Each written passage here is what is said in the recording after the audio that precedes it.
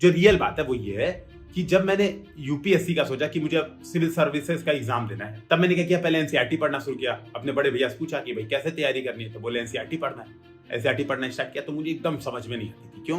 मैंने कभी पढ़ी नहीं थी एनसीईआरटी चीजें, बेसिक चीजें कभी पढ़ी नहीं थी। तो अब यहाँ पर एक गैप क्रिएट होता है। एक वो बच्चा जिसको एनसीईआरटी समझ में आती है, जो प्रॉपर 6 से 12 तक स्कूलिंग किया है, ठीक ठाक स्कूल में गया जहाँ पे क्लासेस में पढ़ाई होती थी, उनको सोशियोलॉजी, हिस्ट्री, ज्योग्राफी ये चीजें क्लास में डिस्कशन की जाती थी। और एक बच्चा जो मेरी तरह गांव के कॉलेज में पढ़ा था, कभी उसने एनसीईआरटी देखी नहीं। तो भाई सीधी बात है, जो गांव वाले पढ़ा था उसको एक जरूरत है कि उसको अप्रोच बताए, क्या पढ़ना है, कैसे पढ़ना है। लेकिन जिसने 6 से 12 तक सही से पढ़ाई की उसको जरूरत ही नहीं है, उसको चीजें समझ में आ रही होंगी, उसने प्रॉपर चीजें पढ़ी है, तो उसको कोचिंग की एकदम जरूरत नहीं। अब जिसको जरूरत भी, तो उसको क्या जरूरत है, सीधे 2 लाख रुपए देके जीएस का कोर्स खरीद ले?